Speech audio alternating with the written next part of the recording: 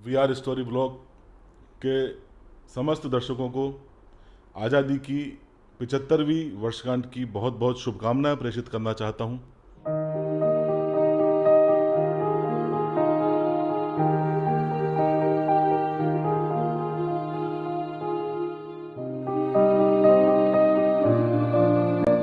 नमस्कार दोस्तों, मेरा नाम है विष्णु और स्वागत है आप सभी का हमारे YouTube channel we are story blog में। सबसे पहले मैं आपको आज़ादी के 75 वर्ष की शुभकामना देता हूं, हार्दिक बधाई देता हूं। हमारे साथ है प्रशांत जी, जो कि कोटा के एक बहुत अच्छे कवि है, प्रवक्ता है। हम जानेंगे आज़ादी के महत्व के बारे में, आज़ादी की लड़ाई को लड़ने वाले क्रांतिकारियों के बारे में, और बहुत अच्छे कविता पाठ करते हैं। कविताओं के माध्यम से आज़ादी को समझने का हम प्रयास करेंगे। प्रशांत जी, स्वागत है आपका। बहुत बहुत धन्यवाद आपका। आपने मुझे अवसर दिया आज़ादी के इस मौके पर काव्य पाठ का। निश्चित रूप से ये जो आज़ादी है, हमारे महान स्वतंत्रता सेनानियों ने, क्रांतिकारियों ने अपने रक्त की आहुति देकर, ये एक रक्त यज्ञ था, आज़ादी का महायज्ञ था। और हमारे महान क्रांतिकारियों ने अपने रक्त की आहुति देकर, अपने प्राणों की आहुति देकर इस आज़ादी के गुलामी के दौर को आज़ादी के सूर्योदय तक पहुंचाया है। तो ये इतनी कीमती है, इसकी पृष्ठभूमि में ही रक्त आहुति है। तो आज हमारी पीढ़ी के लिए यह महत्वपूर्ण दायित्व है कि इस आज़ादी को अक्षुण्ण बनाए रखने के लिए, इसे संजो कर रखने के लिए स्वयं को देश के लिए समर्पित करें। आज हमें देश के लिए मरने की आवश्यकता नहीं है। सीमा पर हमारे प्रहरी हैं जो हमारी सुरक्षा करते हैं, लेकिन एक एक नागरिक को उस दौर की तरह देश पर मर मिटने की आवश्यकता नहीं है। देश के लिए जीने की आवश्यकता है, देश को समर्पण की आवश्यकता है देश के प्रति, ताकि देश नित्य नए प्रगति के सोपानों को छू सके। और अगर ऐसा हो जाएगा, तभी आज़ादी सच्चे अर्थों में, वास्तविक रूप से उन क्रांतिकारियों ने जिन्होंने प्राणों की आहुति दी, वह सफल हो पाएगी। जैसा कि आज़ादी के दो पहलुओं को हम देखते हैं, एक तो आज़ादी प्राप्त करने के पहले, जिसमें हमने हमारे देश के क्रांतिकारी और स्वतंत्रता संग्राम के आंदोलन में भाग लेने वाले सभी योद्धाओं को हमने देखा है। एक वो दौर था, एक दौर है आज़ादी के बाद में। तो ये दोनों दौर के बारे में आपका क्या मत है कि उस आज़ादी के पूर्व और आज़ादी के बाद जो वर्तमान समय हमारा चल रहा है, इसको आप किस तरीके से देखते हैं? विष्णु जी, जिस प्रकार आज सोशल मीडिया एक पैशन है, हमारी आज की पीढ़ी फेसबुक, व्हाट्सएप, इंस्टाग्राम, ट्विटर पर दिन रात लगी रहती है। इससे आगे आगे भी पता नहीं क्या क्या। उस दौर में देश के लिए अपने प्राणों की आहुति देना एक पैशन हुआ करता था, एक जज्बा था युवा पीढ़ी में। 17, 18, 19, 20, 21, 22, 23, मतलब 25, 26 साल तक के क्रांतिकारियों को तो वरिष्ठ क्रांतिकारियों में मान लिया जाता था कि बहुत बड़ी उम्र में इन्होंने फांसी दी। एक जोश जुनून था, भारत माता की जय घोष, वंदे मातरम संपूर्ण वातावरण में उस दौर में घुले हुए थे। मैं ये नहीं कहता हूँ कि आज देशभक्ति लोगों में कम है, आज भी देशभक्ति है। सीमा पर हमारे प्रहरी आज भी तिरंगे में लिपटकर हमारे पास आते हैं तो हम भाव विभोर उठते हैं। लेकिन वो दौर था जब न केवल हमारे क्रांतिकारियों ने, बल्कि जन आंदोलनों के दौर में भी लोगों ने, जहाँ तक भी उनकी क्षमताएँ थी, संपूर्ण रूप से देश के लिए अपने आप को समर्पित किया। तब जाकर ये आज़ादी हमें आज प्राप्त हुई है। हम आज़ादी की स्वच्छंद हवा में सांस ले पा रहे हैं, हम हमारा वांछित जीवन जी पा रहे हैं, हमें हमारे प्रगति के तमाम अवसर खुले हुए हैं।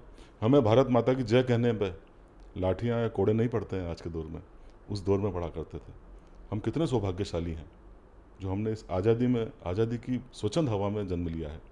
निश्चित रूप से बहुमूल्य है आज़ादी, बहुत कीमती है आज़ादी, हमें इसे संजो कर रखना है। सबसे पहले मैं आज़ादी दिलाने वाले क्रांतिकारियों के विषय पे जानना चाहूँगा कि उस समय जो क्रांतिकारी थे, उनके बारे में आपका आज़ादी से रिलेशन जो है, उस बारे में आप क्या कहना चाहते हो? कोई ऐसी कविता जो आपको स्वतंत्रता सेनानियों से जुड़ी हुई है तो आप प्लीज़ बताइए। किस किस का जिक्र करूँ मैं? कहा जाता है कि पूरी 1.25 लाख फांसियाँ हुई हैं। किस किस क्रांतिकारी का नाम लूँ मैं? यतीन्द्र नाथ मुखर्जी, वसुदेव बलवंत फड़के, सरदार अजीत सिंह, रासबिहारी घोष, श्रीचंद्र सान्याल, राजा महेंद्र प्रताप, शिव वर्मा, मनमथनाथ गुप्त, रामकृष्ण शास्त्री, वासुदेव हरि चापेकर, दामोदर हरि चापेकर, बालकृष्ण चापेकर, लाला हरदयाल, सोहन सिंह भकना, भाई परमानंद, करतार सिंह सरवा, विष्णु गणेश पिंगले, बसंत कुमार विश्वास, मास्टर अमीरचंद, अवध बिहारी, बालमुकुंद, डॉक्टर हनुमंत सहाय, बागा जतिन, अरविंद घोष, अमरेंद्र चटर्जी, जगेश चंद, शरद चंद, सूर्य सेन, भगवती शरण वोरा, राजेंद्र लाहिड़ी, रोशन सिंह, विजय कुमार सिन्हा, गोपीनाथ शाह, अनंत सिंह, गणेश घोष, लोकीनाथ बाउल, बटुकेश्वर दत्त, आगा हैदर, सैयद हैदर रजा, प्रफुल्ल चाकी, खुदीराम बोस, भिकाजी कामा, हेमू कालानी, विनायक दामोदर सावरकर, गणेश दामोदर सावरकर, गणेश शंकर विद्यार्थी, लाला लाजपत राय, राम प्रसाद बिस्मिल, अशफाक उल्ला खान, राजेंद्र लाहिड़ी, ठाकुर रोशन सिंह, सुखदेव, राजगुरु और इस अमर क्रांति के प्रतीक भगत सिंह एवं असंख्य असंख्य क्रांतिकारी जिनके नाम ये अल्पबुद्धि अल्पज्ञ कंठस्थ नहीं कर पाया, तमाम क्रांतिकारियों को मैं अपनी कविता समर्पित करना चाहूँगा। स्वागत है आपका। सुनते हैं, वह रस्सी जिससे गांधी जी अपनी बकरी को बांधा करते थे वो कहीं सुरक्षित है आज भी किसी म्यूजियम में। विष्णु जी, क्या आप मुझे बता सकते हैं वो फांसी का फंदा जिस पर भगत सिंह लटके वो कहाँ पर है? मैं अपनी कविता उन तमाम फांसियों को समर्पित करना चाहता हूँ। भगत सिंह तो एक शब्द मात्र है, एक प्रतिनिधि शब्द मात्र है। आज बताने आया हूं मैं यारों कितना गंदा हूं। भगत सिंह जिस पर झूमा मैं वो फांसी का फंदा हूं। अरे मैं ही वो फंदा हूं यारों जिसको उसने चूमा था। हंसते हंसते भगत सिंह मुझ पर ही यारों झूमा था। जाने ही कितने गोरों का उसने खेल बिगाड़ा था। फांसी के फंदे के आगे उस दिन शेर दहाड़ा था। अरे आजादी के ख्वाबों में था उस दिन मतवाला डूबा। भगत सिंह यूं खड़ा था जैसे मैं हूं उसकी महबूबा। भगत सिंह यूं खड़ा था जैसे मैं हूं उसकी महबूबा। भगत सिंह यूं खड़ा था जैसे। भगत सिंह अपने आप में समुद्र का प्रवाह था, ज्वालामुखियों का विस्फोट था। अरे खून खोलता भगत सिंह का था उफान समंदर सा। जान की परवाह किसे थी उसको, वो तो काल भयंकर था। खौफ नहीं था मौत का, उसने वंदे मातरम गाया था। अरे वो तो जश्न मनाने आया, मरने कहाँ वो आया था। वो तो जश्न मनाने आया, मरने कहाँ वो आया था। इस मामूली रस्सी की इतनी बढ़कर औकात नहीं। एक एक चित्र बताना चाहूँगा उस दृश्य का जब भगत सिंह फांसी के फंदे पर झूमे। इस मामूली रस्सी की इतनी बढ़कर औकात नहीं। शेर की गर्दन जकड़ सकूं वो इस फंदे में बात नहीं। गोरों की राहों में जैसे ये पर्वत था अड़ा हुआ। फांसी के तख्ते पर आकर भगत सिंह अब खड़ा हुआ। भगत सिंह ने पीछे दोनों हाथों को कसकर पकड़ा और जल्लाद ने उसके मुंह पर डाल दिया काला कपड़ा। मिलन की बेला आ पहुंची थी, मुझ में उसका मस्तक था। इस दृश्य को देख के तो ब्रह्मांड भी अब नतमस्तक था। अरे होनी के इस खेलने लाकर आज यहाँ क्या पटका था। घड़ी का कांटा तभी अचानक एक समय पर अटका था और लोहे के उस हत्थे को जल्लाद ने जैसे झटका था। फांसी के इस फंदे पर ही भगत सिंह अब लटका था। फांसी के इस फंदे पर ही भगत सिंह अब लटका था। क्रांतिकारियों के लिए फांसी ऐसा होता था जैसे घोड़ी पे चढ़ के तोरण मारने जा रहे हैं, है ना। भगत सिंह की फांसी का ये दृश्य, एक एक क्रांतिकारी की फांसी का दृश्य मुझे व्यक्तिगत रूप से ऐसा महसूस होता है जैसे हिंदुस्तान की गुलामी का समय जो काफी समय से जंजीरों में जकड़ सा गया है। भगत सिंह ने घड़ी का पेंडुलम बनकर वो समय को एक बार दोबारा चला दिया। पेंडुलम की तरह वो लटका भगत सिंह बहादुर था। कैद में जकड़ा समय वो मानो अब चलने को आतुर था। ये कुर्बानी भारत में अंतिम जंग की तैयारी थी। बारूद के ढेर में आग लगाने वाली ये चिंगारी थी। गर्दन को पकड़ा फंदे में खून का कतरा फूट पड़ा। दृश्य दिखा रहा हूं आपको। गर्दन को जकड़ा फंदे ने खून का कतरा फूट पड़ा। खून के कतरे ने धरती मां से मिलने को कूच किया। इस कतरे का कद तो आज हिमालय से भी था ऊंचा। तन को रक्त स्नान कराकर कतरा पैरों तक पहुंचा। आपने देवी देवताओं का दूध से अभिषेक होते हुए सुना होगा, पानी से जल से अभिषेक होते हुए सुना होगा। एक क्रांतिकारी स्वयं अपना रक्त से अभिषेक कर रहा है। तन को रक्त स्नान कराकर कतरा पैरों तक पहुंचा। अभी इस कतरे को टपकने में 3-4 सेकंड लगेंगे, तब तक ऊपर चलते हैं, क्योंकि ऊपर फांसी के फंदे पर एक जवानी लटकी थी। कभी न थी ना है ना होगी, एक कहानी लटकी थी। धक धक धक धक करते दिल की आज कड़ी ये टूट गई। जिस्म को जिंदा रखने वाली आज आत्मा छूट गई। यह रूह जो अब ऊपर पहुंची तो देवों ने चूमा माथा। यह रूह जो अब ऊपर पहुंची तो देवों ने चूमा माथा। और खून टपक कर गिरा जमी तो धन्य हुई भारत माता। खून टपक कर गिरा जमी तो धन्य हुई भारत माता। खून टपक कर गिरा जमी तो धन्य हुई भारत माता। अभी तक एक एक वृत्तांत, एक एक क्षण भगत सिंह की फांसी का फंदा हमें बता रहा है कविता में। अब देखिएगा अंतिम समय में भगत सिंह ने फांसी के फंदे से क्या कहा। मौत से पहले बोला वो फंदे तुझसे कुछ कहना है। ध्यान से सुन ले तुझको इसी जगह पर लटके रहना है। तू फंदा ही भगत सिंह का सबसे प्यारा गहना है। भारत माँ के चरणों में मुझको फिर मरना है। भारत माँ के बिना कहीं मैं दूर नहीं जा पाऊंगा। भारत माँ के बिना कहीं मैं दूर नहीं जा पाऊंगा। वो जब भी कष्टों में होगी मैं फिर से आ जाऊंगा। वो जब भी कष्टों में होगी मैं फिर से आ जाऊंगा। यदि आपको लगता है, दर्शक गणों को लगता है कि एक बार पुनः देश में वो परिस्थितियां तैयार हो चुकी हैं कि भगत सिंह को पुनः जन्म लेने की आवश्यकता है, भगत सिंह को पुनः देश के लिए मरने की आवश्यकता है, तो अगली पंक्तियों में मेरे साथ चलिए, क्योंकि कुछ सांप हैं जो भारत माता को नागपाश में कसते हैं। भ्रष्टाचार के जहर से उसको बार बार वो डसते हैं। भारत माँ का खून चूसकर सारे हट्टे कट्टे हैं। इनसे क्या उम्मीद, एक थैली के चट्टे बट्टे हैं। इन काले अंग्रेजों से तो आकर मुक्त करा जाओ। इन काले अंग्रेजों से तो आकर मुक्त करा जाओ। और भारत माना दम तोड़ दे भगत सिंह तुम आ जाओ, भारत माना दम तोड़ दे भगत सिंह तुम आ जाओ। इन भ्रष्टाचारी गद्दारों को कोई तो मार भगाएगा, देश में फिर से नई आज़ादी कोई तो लेकर आएगा, और इस फंदे को चूम कोई तो वंदे मातरम गाएगा। और मैंने पूछा था आपसे, कहाँ है भगत सिंह का फांसी का फंदा? कविता के जवाब में भगत सिंह के फांसी का फंदा, लटका हूं मैं उसी जगह पर, भगत सिंह फिर आएगा। लटका हूं मैं उसी जगह पर, भगत सिंह फिर आएगा, भगत सिंह फिर आएगा। लटका हूँ मैं उसी फंदे पर, भगत सिंह फिर आएगा। अति सुंदर, बहुत ही सुंदर। इस एक कविता में इतने सारे जवाब। सबसे पहले तो उन्होंने जितने भी क्रांतिकारी हमारे देश की आज़ादी को दिलाने वाले सभी का जिक्र कर दिया। उसके बाद में भगत सिंह की फांसी का जो फंदा था, उसका भगत सिंह से क्या रिलेशन था, धरती से लेकर आकाश तक, पर्वत तक जितने भी संबंध थे, सब कुछ इस कविता में इन्होंने बताने का प्रयास किया है। अति सुंदर आपकी कविता थी।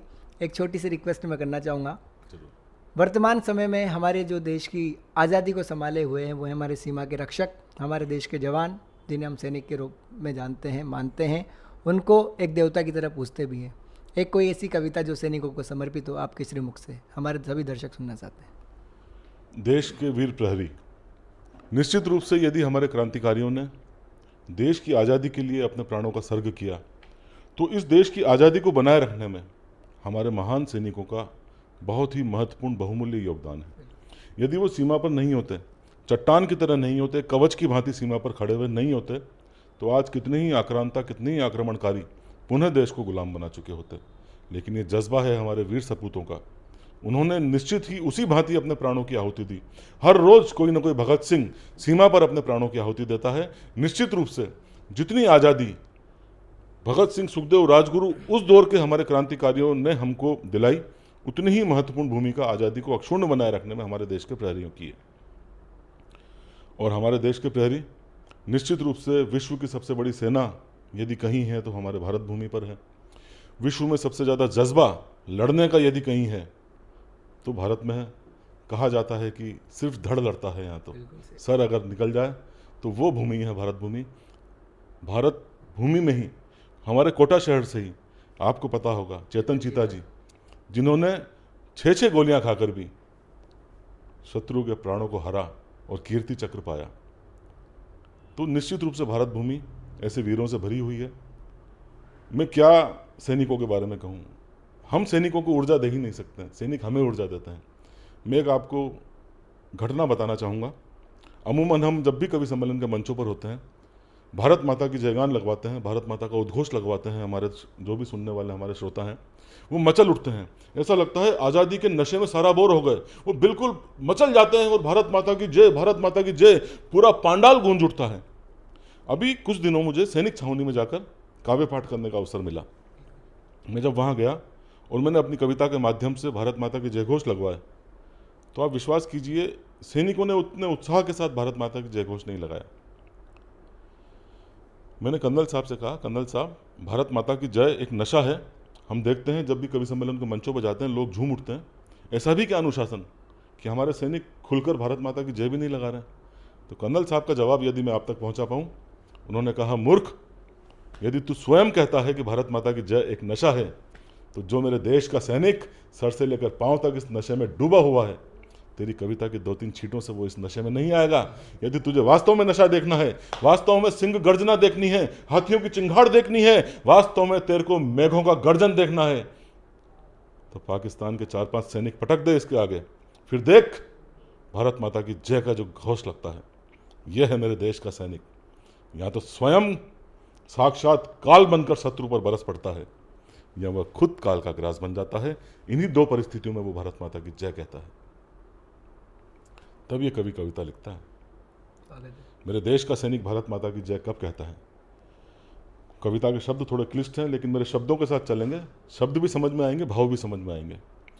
दुर्गों की अभेद्य भित्ति सा खड़ा अटल, महासमर का समय हृदय में राष्ट्र पटल, घनघोर गर्जना तड़ित काल बनकर छाई, ब्रह्मास्त्र शक्ति भीषण आयुध में थी आई, व्याल गरल के सम्मुख रुद्र की भांति तन, झंझावत सा अरिदल अवरोध विनाशक बन, लथपथ तन से लक्ष्य सधा था रिपु दमन, तप्त नयन कर ध्वंस हुआ था स्वयं शमन, कवि कलम नत मौन पड़ी अब खुद नीरव, अंत समय में क्षत विक्षत था सिंह का शव, राष्ट्रवेदी पर प्राण स्वयं के तोल गया, राष्ट्रवेदी पर प्राण स्वयं के तोल गया। अरे राष्ट्रवेदी पर प्राण स्वयं के तोल गया, मेरा सैनिक भारत माता की जय बोल गया, मेरा सैनिक भारत माता की जय बोल गया, मेरा सैनिक भारत माता की जय बोल गया। यह है मेरे देश का सैनिक। लेकिन जब वो दूसरी परिस्थिति में भारत माता की जय कहता है ना, तो इससे कई गुना ज्यादा प्रचंड वेग से कहता है, क्योंकि अब उसे साक्षात शत्रु पर काल बनकर बरसना है। क्षण क्षण मातृभूमि का आज आभारी था, कहरी कहर श्वान झुंड पर भारी था, भीषण व्यूह युद्ध का एकल स्वयं रचा। देखिएगा कितना बड़ा विरोधाभास है। देश का सैनिक एक है, व्यूह समूह में रचता है, लेकिन मेरे देश का सैनिक 1,000 के बराबर है। भीषण व्यूह युद्ध का एकल स्वयं रचा, साक्षात शिव तांडव वाला प्रलय मचा, मद मतंग पदचाप प्रकंपित भय आतुर, दुष्ट अरि छिपकर करता प्रतिघात चतुर, श्रृंगालों को गज पग भांति कुचल कुचल, कीट पतंगा बना अरि को मसल मसल, प्रतिमान शौर्य के नवल गुणित अनूठे घड़, धड़ अरि धड़े के काट सभी धड़ाधड़ धड़। जर्रा जर्रा शत्रु भूमि का डोल गया, जर्रा जर्रा शत्रु भूमि का डोल गया, मेरा सैनिक भारत माता की जय बोल गया, मेरा सैनिक भारत माता की जय बोल गया। ये मेरा देश का सैनिक है दोस्त। ये स्कूटर नहीं है जो कभी भी स्टार्ट कर दो, ये जेट विमान है। जब भी स्टार्ट होता है, जब भी चलता है, तब एक नया इतिहास बन जाता है। कब बोलता है, परम शौर्य में चरम वृद्धि करनी होती, मंत्र भांति यह शब्द सिद्धि करनी होती, यदा कदा व यत्र तत्र सर्वत्र नहीं, शब्द ये उच्चारित होते अन्यत्र नहीं। यह युद्ध भूमि में पांचजन्य का नाद है, यहाँ साक्षात यमराज का संग संवाद है। धर शत्रु सम्मुख काल रूप तन जाता है, यहाँ स्वयं योद्धा कालग्रास बन जाता है। शब्द ये हाहाकार शत्रु अरमानों पर, मुदगर सतत प्रहार लोह चट्टानों पर। जय घोष से ही शत्रु को आज टटोल गया, जय घोष से ही शत्रु को आज टटोल गया। मेरा सैनिक भारत माता की जय बोल गया, मेरा सैनिक भारत माता की जय बोल गया, मेरा सैनिक भारत माता की जय बोल गया। एक ऐसी कविता जिसको सुनते सुनते मेरे अंदर भी देशभक्ति की भावना जागृत हो चुकी है। तो मैं इतना बताना चाहता हूँ कि प्रशांत सर भी कोटा से बिलोंग करते हैं, मैं भी कोटा से बिलोंग करता हूँ, और कोटा के कई तरह के कंटेंट हम प्रोवाइड कराने की कोशिश करते हैं। कहा जाता है कि करगिल के प्रथम शहीद अजय आहूजा की धरती कोटा को कहा जाता है। क्या कहना है आपका इस वीर शहीद के बारे में, अजय आहूजा के बारे में? कोटा का कण कण, हाड़ोती का माँ चरमण्यवती का एक एक बूंद ऋणी रहेगी। जिसे कहते हैं एक नारा है, जब तक सूरज चांद रहेगा। निश्चित रूप से भले ही उन्होंने अपने प्राणों की आहुति दे दी, लेकिन जो भी हमारा बलिदानी है, जिसने देश के लिए प्राणों का सर्ग किया है, उनके लिए कभी नहीं कहा जाता कि वो मृत हुए हैं, बल्कि कहा जाता है कि देश पर अपने प्राणों की आहुति देकर वह अमर हो गए। अजय आहूजा भले ही देव उस भूमि में है, अजय आहूजा भले ही आज जहाँ भी हैं, निश्चित रूप से कोटा के एक एक जन जन में, उनके हृदय में बसते हैं। निश्चित रूप से कोटि कोटि नमन करता हूँ मैं हमारे स्क्वाड्रन लीडर अजय आहूजा जी का, जिन्होंने कारगिल युद्ध में अपने प्राणों की आहुति दी। जब जब भी कारगिल को याद किया जाएगा, अजय आहूजा जी को जरूर याद किया जाएगा। तो आज का हमारा ये संवाद हमने समाप्त करते हैं। मैं विष्णु, आप हमारे चैनल को लाइक करिए, सब्सक्राइब करिए, और अब यदि आपको ये कविताएं पसंद आती है तो कमेंट करके हमें इसके बारे में ज़रूर बताइए। जय हिंद, जय भारत। आपको एक बार फिर से स्वतंत्रता दिवस की हार्दिक शुभकामनाएं।